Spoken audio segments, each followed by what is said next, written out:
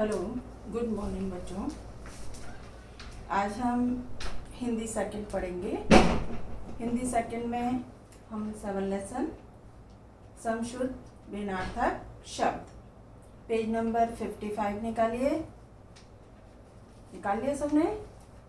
हाँ जी। और तो हम समशुद्ध भिन्नार्थक शब्द में शब्द तो सुनने में एक जैसा लगता है, लेकिन उसका अर्थ अलग होता है।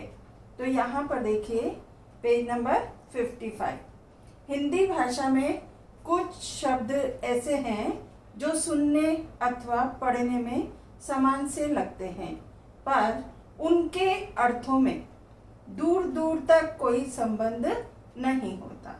यानी हिंदी में कुछ शब्द ऐसे होते हैं जो सुनने में अथवा पढ़ने में एक जैसे लगते हैं, लेकिन उनका अर्थ अलग अलग होता है।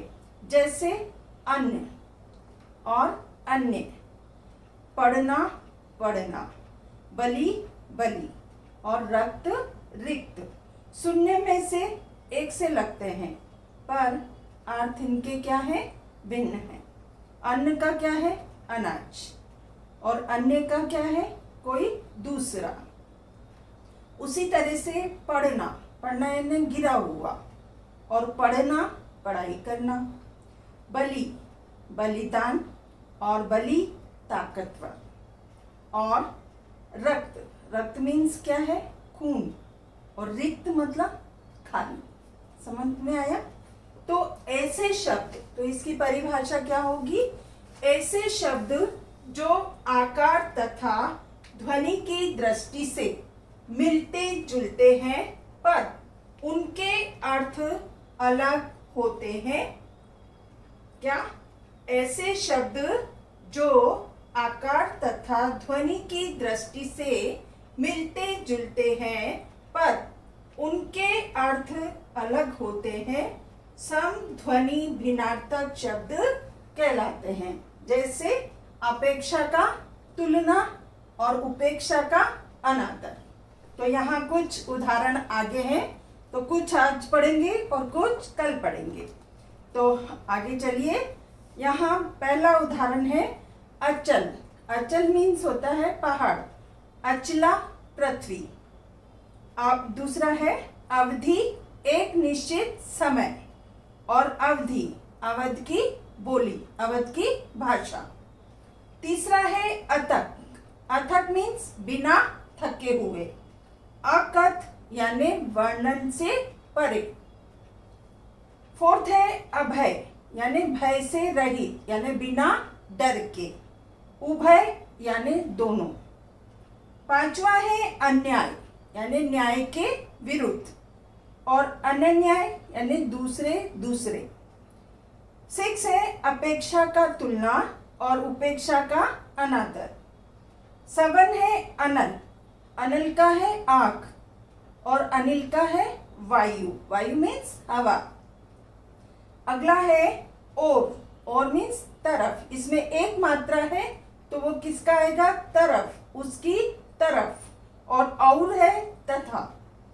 9 है अली। अली मीन्स भौरा, और अली यानी इसमें छोटी और बड़ी की मात्रा का फर्क है, लेकिन उसी से अर्थ भी क्या हो रहा है? अलग हो रहा है।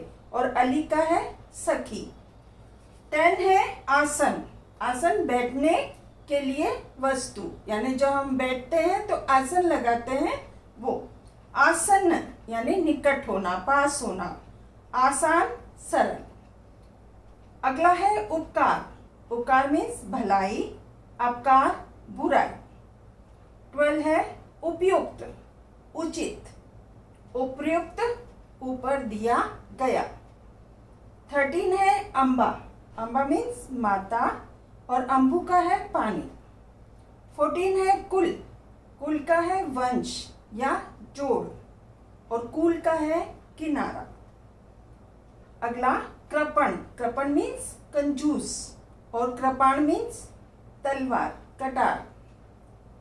अगला है कंकाल, हड्डियों का ढांचा, और कंगाल दरिद्र यानी गरीब। 17 है उदार, दयालु, उधार, ऋण लेना, उधार लेना। 18 है कर्म, कर्म का है काम, और क्रम है सिलसिलेवार, यानी लगातार हम काम जो करते हैं, क्रम करते हैं वो। 19 है गज, गज मीन्स हाथी, और गज एक नाप। काट, काटना, और काट है लकड़ी। सूत, बेटा, सूत है धागा। समान, एक सा, सामान, वस्तु। कटी, कटी मीन्स है कमर, और कटी मीन्स है कटी हुई। कोटि, कोटि मीन्स करोड़, करोड़ों। आगे है कली, कली मीन्स मशीन, और कली मीन्स बिना खिला हुआ फूल। परिणाम, नतीजा, और परिमाण, नाप तोल। गुरु, शिक्षक, गुर। सूत्र, चिरका है प्राचीन, यानी बहुत पुराना। चीर है वस्त्र। तुरंग, घोड़ा। तरंग, लहर। जरा, बुढ़ापा, और जरा थोड़ा सा। दशा, अवस्था, दिशा, पूर्व।